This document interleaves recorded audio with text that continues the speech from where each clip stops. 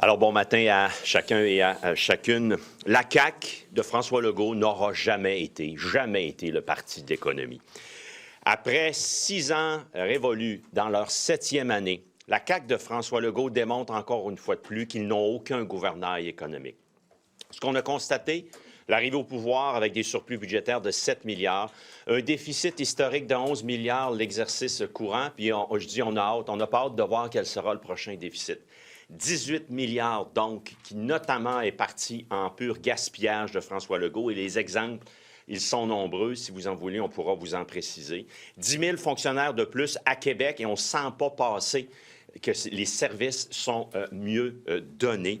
Productivité à zéro. Et l'énergie n'a pas respecté Québec d'abord quand sur 22 projets, il y en a un seul qui va à une entreprise majoritairement propriété de Québécoises, Québécois. Le bilan économique de François Legault, c'est pas compliqué, c'est 940 000 Québécoises et Québécois par mois qui sont dans les lignes d'attente des banques alimentaires. On apprend ce matin l'insécurité alimentaire chez des étudiants du cégep. 44 ont vécu dans les 12 derniers mois une insécurité alimentaire et 1 sur 5 était justement dans les lignes d'attente, les files d'attente des banques alimentaires. Les entreprises croulent sous la paperasse, une fiscalité qui n'est pas à la hauteur. Tout ça pour vous dire que François Legault et la CAQ n'auront jamais été le parti de l'économie. Je vais maintenant céder la parole à mon collègue. Bonjour, moi ça va être très rapide. C'est en lien avec le 3e lien. Et vous avez vu que c'est rendu à ce que des fonctionnaires coulent l'information par rapport au scénario qui touche le 3e lien. Et en lisant l'article aujourd'hui de Radio-Can, j'avais juste en tête la grande Ginette Renault qui chantait un peu plus haut, un peu plus loin. On est passé du plus grand tunnelier au monde au plus grand pont au monde. Donc, encore une fois, est-ce que la CAQ, après avoir fait la dernière élection sur le plus grand tunnelier au monde et l'annuler par la suite, est-ce qu'elle s'apprête à lancer la prochaine campagne électorale avec le plus grand pont au monde et l'annuler par la suite? Merci. Vous êtes 2 députés de Montréal. Êtes-vous fiers du REM? Je vais y aller, puis c'est pas complété. Le REM, on voit qu'il y a des ratés d'opérationnalisation. Le service doit être offert, puis je pense que c'est une bonne chose que la ministre les rencontre. Mais il va en avoir des tempêtes de neige. Là. Ça roule en Norvège, ça roule pas au Québec. Exact. Mais on va construire un tramway à Québec, il va y avoir des tempêtes. Ça dit quoi, là? Effectivement. Bien, si ça se fait ailleurs, on est capable de le faire. Alors, qu'est-ce qui ne fonctionne pas? C'est au gouvernement à y voir puis s'assurer que ce soit, évidemment, fonctionnel. Tu voulais-tu ajouter d'autres choses là-dessus? Oui, absolument. Premièrement, on voit que la ministre s'intéresse au transport collectif. Ça, c'est une bonne nouvelle.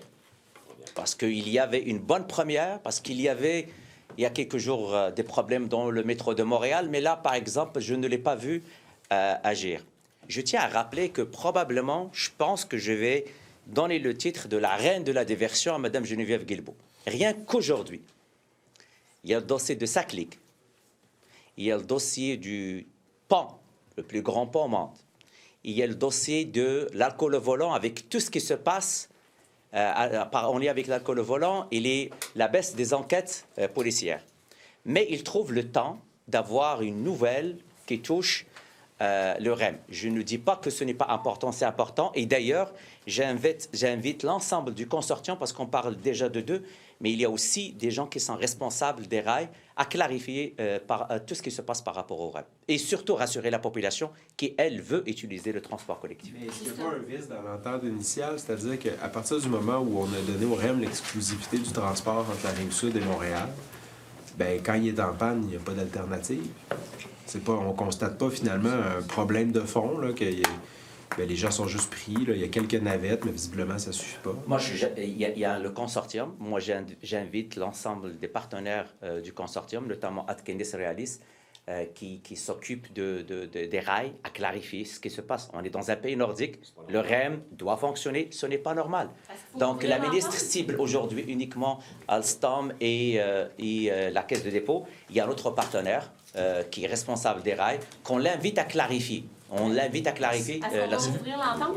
On n'est pas là. Ben, moi, écoutez, c'est une bonne nouvelle aujourd'hui que la ministre s'intéresse au transport collectif. Il y a beaucoup d'enjeux en matière de transport collectif. Donc là, j'espère qu'il va rencontrer les autres partenaires, notamment Métro de Montréal, qui passe par des moments extrêmement difficiles. Mais par rapport au REM, j'invite l'ensemble des partenaires qui étaient là dans le consortium à s'expliquer, parce que la neige fait partie de notre quotidien. On est dans un pays nordique et c'est anormal que le REM... La grande majorité du réseau du REM est encore en construction. Est-ce que ce qu'on vit aujourd'hui remet en question le reste du réseau? Pas du tout. J'habite à l'ouest de l'île. Les gens attendent avec impatience les 2 lignes du REM. C'est extrêmement préoccupant ce qui se passe. Là maintenant, on voit une ministre qui s'intéresse au transport collectif. Je l'invite à porter une attention particulière pour que des événements pareils ne se reproduisent plus. Sur les finances publiques, là, M. Parlier, vous avez mentionné qu'il y a eu un ajout de 10 000 fonctionnaires. Oui. Et vous ne sentez pas que ça a eu un impact sur les services. Est-ce que c'est 10 000 fonctionnaires de trop? Est-ce qu'il faut couper? Il faut réduire le nombre de fonctionnaires? On n'a pas le choix au Québec en 2025, puis c'est la même chose partout ailleurs dans le monde, de maximiser l'efficacité de nos administrations publiques. On le voit, entre autres, par les articles de la presse là, par rapport au modèle québécois. Alors oui, une fonction publique, mais qui soit efficace. Les 10 000 fonctionnaires de plus qui ont été engagés sous François Legault, force est de constater, ils n'ont pas aidé à améliorer le service. Puis encore une fois, j'en suis pas sur les individus, les femmes et les hommes qui de bonne foi se réveillent le matin puis vont travailler. J'en suis contre François Legault qui avait même dit le contraire. Il avait dit qu'il allait réduire la taille de l'État pour la rendre plus efficace, puisqu'on ne constate pas. Mais la question que je vous pose, c'est là, bon, je pense que le Parti libéral veut rétablir l'équilibre budgétaire un jour ou l'autre. Vous ne voulez pas augmenter les impôts? Non, pas du tout. On va laisser ça à QS. Vous comprenez qu'il faut donc couper quelque part. Faut être plus effectif, faut être plus efficace. Faut être plus efficace. Magiquement, donc il faut couper quelque part. Ça ne va pas se régler magiquement. Le gouvernement est payé par l'argent des pairs de taxes puis les électeurs électrices. Il est mandaté pour faire ça. Il ne le fait pas. C'est un gouvernement inefficace. L'exemple facile à matin, ce serait le fiasco de sa clique où Éric Kerr a dit « J'aurais dû avoir des félicitations ». Imaginez-vous donc, c'est un gouvernement incompétent qui gère mal les finances publiques. Le chèque électoraliste, quand je vous parle de gaspillage de 6,7 milliards, bien content pour celles et ceux qui l'ont eu, les 100 000 $ au moins, mais il aurait pu avoir une aide beaucoup plus ciblée pour les plus vulnérables. Mais il a gaspillé 6,7 milliards en 2 chèques. Mais est-ce que, je reviens aux 10 000 fonctionnaires, oui. Si vous jugez qu'ils n'ont pas aidé à améliorer les services, c'est peut-être qu'on peut réduire le nombre de fonctionnaires? Il faut être plus efficace. Ça veut dire quoi, ça? Ça veut dire que François Legault n'a engagé 10 000 de plus, puis on ne l'a pas vu passer de façon positive dans la qualité des services. Donc, est-ce qu'il faut les réduire, le nombre de fonctionnaires? C'est son administration. Si les Québécoises et Québécois, et nous en sommes convaincus, nous font confiance en 2026, il va falloir qu'il y ait un examen en continu, justement, des programmes, de l'efficacité de l'État. On est à des années-lumière de l'intelligence artificielle, parce qu'on peut avoir des débats sur la place de l'intelligence artificielle. Je veux dire, ils ont renouvelé la commande de fax l'an passé au ministère de la Santé.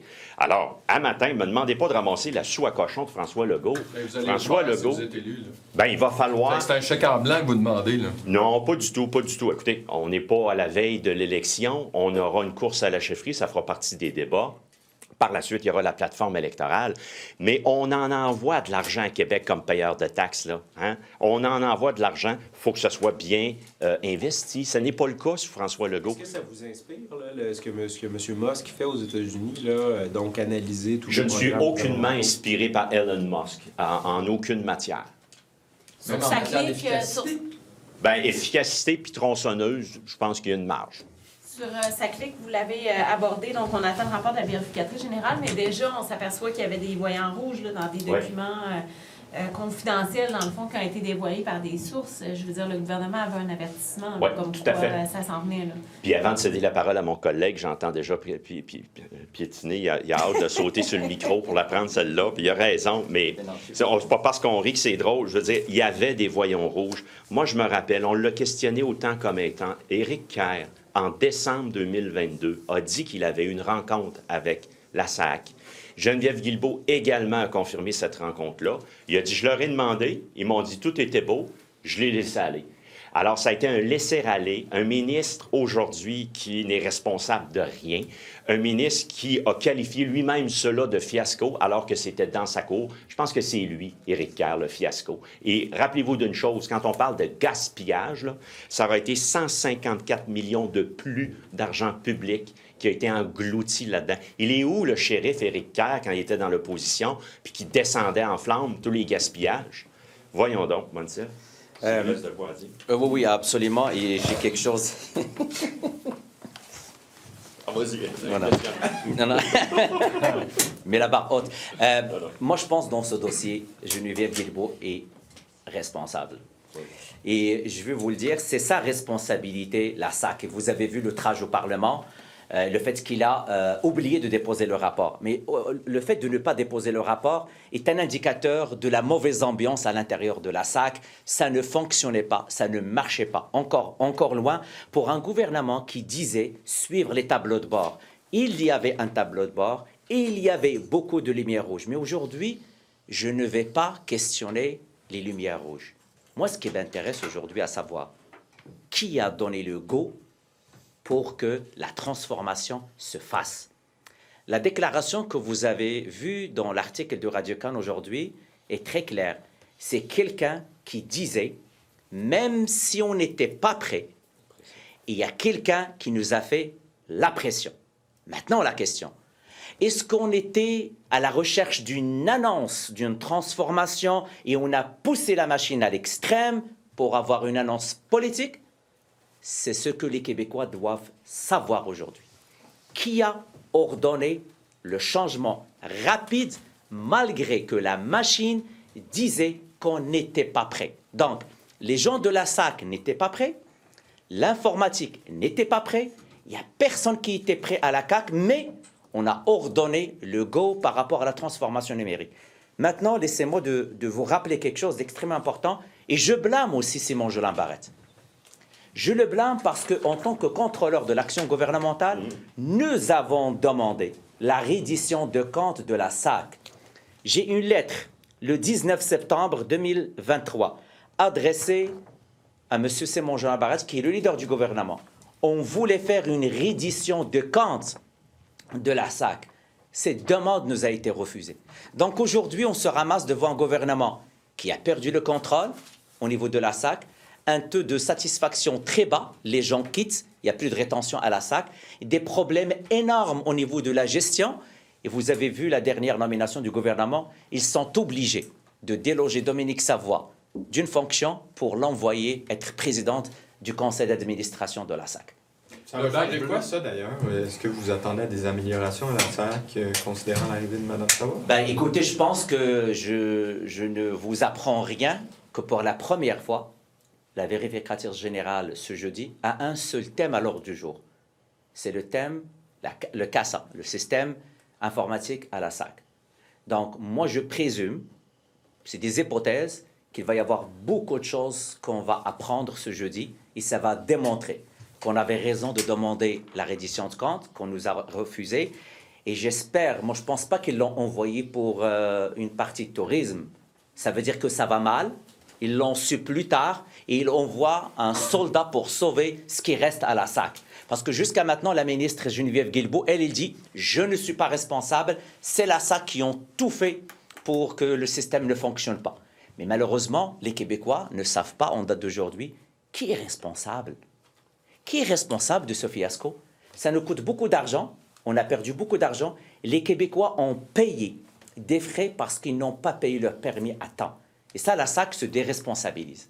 Le bac bleu, il y a des entreprises qui disent que c'est pas le temps. Il faut reculer, ils demandent au ministre de l'Environnement de dire on n'y arrivera pas. Là. Ouais.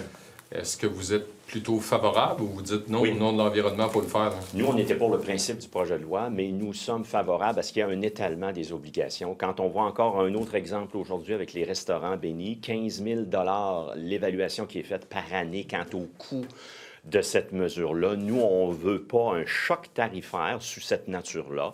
Alors, on demande au gouvernement de s'assurer qu'il y a un étalement, parce qu'ultimement, ça va aller dans l'inflation, ça va aller dans la facture du consommateur. C'est un autre exemple d'un gouvernement qui n'a pas assez écouté, qui n'était pas assez préparé et qui garoche ça de façon frontale face aux entreprises qui doivent faire face aux coûts. Et le système comme tel également devra voir qu'il y a une efficacité. Et là, j'entends que le système n'est pas prêt à 100 là. Alors, c'est ça la CAQ. Monsieur Tanguay, en 2018, François Legault déclarait notamment à Alec Castonguay, mais à d'autres journalistes aussi, qu'on était trop dépendant des États-Unis puis qu'il fallait diversifier. D'après vous, qu'est-ce qui s'est passé après ça? Rien. Ça a été le contraire. On est passé de 2018 à 68 d'exportations québécoises qui allaient aux États-Unis à, dernier chiffre connu, quelques 73 d'exportations québécoises qui vont vers les États-Unis. Donc, il y a eu, avec François Legault, une consolidation de la dépendance au marché américain. Pendant ce temps-là, François Legault, de façon contemporaine à l'entrevue à laquelle vous faites référence, avait dit, bien moi, je vais vouloir pousser encore plus loin les échanges, par exemple, avec la France, les échanges économiques avec la France. On peut voir que c'était une ligne plate avec la France, ça n'a pas avancé. Alors aujourd'hui, il faut s'assurer, puis c'est la proposition libérale d'être meilleur en termes de marché économique canadien interprovincial, puis il faut pousser vers l'Europe et vers l'Asie. Sur le même thème... Il fait juste ça. Hier, il invitait les entreprises à arriver avec des idées de projets de diversification, puis de les soumettre notamment à la Caisse de dépôt, à Investissement Québec. Est-ce que c'est encore le bon temps de faire ça? Bien, il faut absolument s'assurer que nos entreprises puissent diversifier leur marché. Il faut les aider pour ça. Mais vous n'avez pas un gouvernement partenaire. Vous n'avez pas un gouvernement économique à Québec qui se serait rendu compte en 7 ans que la paperasse, c'est trop lourd, puis qu'il y a un gouvernement qui, au contraire, en a rajouté de la paperasse. Projet de loi 96, ça faisait partie de nos récriminations. La paperasse, la paperasse, la paperasse. Nous en sommes de l'épanouissement du français. Mais qu'en est-il? Allez-vous faire en sorte que le français va s'épanouir en tapant sa tête et en alourdissant la paperasse de nos entreprises? Alors, ce n'est pas un gouvernement qui, économiquement, est crédible. La fiscalité également. Donc, aujourd'hui, il faut s'assurer, il faut que François Legault, s'assure avec les partenaires de la Fédération de diminuer les barrières interprovinciales. Puis vous me demandez des propositions dans le contexte. C'est assurément pas d'imposer une taxe à nos alumineries de 25 à l'exportation. Ce qu'a fait François Legault jeudi dernier, c'est totalement contre-productif. Je ne sais pas si vous l'avez vu sur le même thème. Il y a le Parti québécois hier qui a diffusé une vidéo qui accuse Justin Trudeau de son État post-national d'avoir affaibli le Canada, puis ce qui explique un peu les attaques de Trump face au Canada, et que dans le fond, dans un Québec indépendant, on serait beaucoup mieux outillé pour négocier avec les Américains. Fait que je me demandais, c'est ça. Le Québec indépendant. À toutes les fois que j'entends ça, je vois un troupeau de licornes sauter les clôtures puis gambader. Le Québec indépendant serait plus fort, chers amis, qu'un Canada fort, avec une économie forte. Le Québec sait faire. Il y a des femmes et des hommes d'affaires qui sont capables d'avoir des succès. Pour ça, ça prend un gouvernement efficace à Québec qu'on n'a pas avec François Legault. Puis ça prend évidemment une fédération canadienne qui bénéficie du leadership québécois. Plutôt que de dire on va se séparer, on l'a bâti, ce pays-là. Alors, plutôt que de dire on va se séparer, on va faire en sorte de le pousser encore plus loin. Puis il y a même des souverainistes qui l'ont reconnu.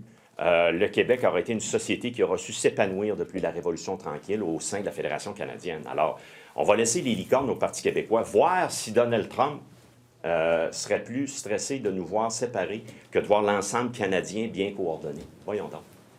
Est-ce que Mark Carney est dans la droite ligne de Justin Trudeau en termes de pensée? Je vais laisser les membres du Parti libéral du Canada faire la campagne, puis les analystes le faire. Moi, je ne veux pas m'impliquer là-dedans. Lui, est-ce qu'il est pro-province? Je vais pas m'embarquer là-dedans. Si ce n'est de vous dire une chose excessivement importante. Vous n'avez pas le choix de vous embarquer là-dedans. Exactement. Moi, je ne serai pas premier ministre. Non, mais votre parti, si vous êtes au pouvoir... Excusez-moi de vous l'apprendre, mais... Le regrettez-vous? Non. J'ai le 14 juin encerclé dans mon calendrier. Non, je ne dirais pas. Mais les compétences des provinces, pour vous. Oui, exact, c'est ça que j'allais dire. Moi, c'est ça qu'on pose comme question. C'est ça que j'allais, on bâtissait, excusez-nous, c'est la tempête. Nous, on a des revendications très claires. Il faut respecter les compétences des provinces. Il faut respecter les compétences du Québec. Ça prend des transferts fédéraux qui soient au rendez-vous. Ce qu'on n'a pas vu avec Justin Trudeau, Puis c'est le résultat de l'échec de la troisième voie de Legault. 900 millions quand on réclamait en santé 6 milliards. Donc, respectez le fédéral, respectez Ottawa, les compétences des provinces. Soyez présents pour les transferts en santé. Puis faites en sorte que notre économie canadienne puisse bénéficier, en nous rassemblant, de meilleurs échanges. Alors, on a des revendications très clairement. On the REM. The REM is down again and has been down again, and Madame Guilbeault has called in the administrators. Do you think anybody can do anything about this? Is it these constant service failures are very disturbing for a lot of people? So having snow during the winter time is no surprise to anybody.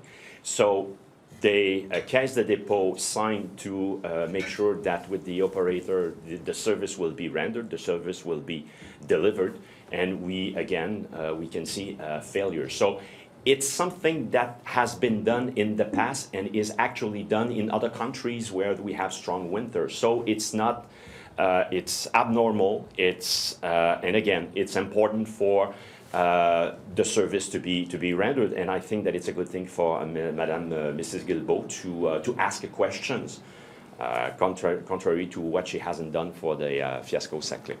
Calling this emergency meeting today on the REM, is that enough moving forward to prevent further service breaks, or should she be doing more than that? I think that she must be in continuing to stay in touch with them, not just for today, but tomorrow, and again, making sure that the service will be rendered, and to have answers to all of the questions.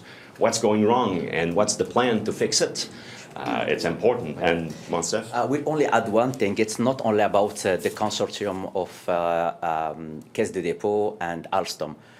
He should invite also Canis Realis, because they are responsible too. Yes. So the problem is now, the positive thing, that she's now thinking about public transportation. It's a positive thing, but it's not only about REM. Metro Montreal, they have problems. So it's the first step, but he should invite everyone who's involved with this consortium to find a final solution, because we want to use it. People, they are waiting to use the REM. Mr. Daraji, you mentioned people in the West Island especially. Mm-hmm. How concerned are you that these constant service breakdowns will impact the chance or their decision to ride the REM when it eventually opens? As you know, the transportation in my area, Kirkland and the whole West Island, they are waiting for the two lines for the REM. So the problem now is we should fix everything before the opening of this line in October 2025. So it's time to bring all the partners around the table and to find a solution. And again, it's not only Alstom and La Caisse de dépôt, it's all the partners. And this way, I think it's a big mistake coming from Geneviève Guilbeault to forget to invite Canis Realis today. Can the Caisse de dépôt still be trusted with public transit projects like this? I'm not there. The people, they want to use the REM.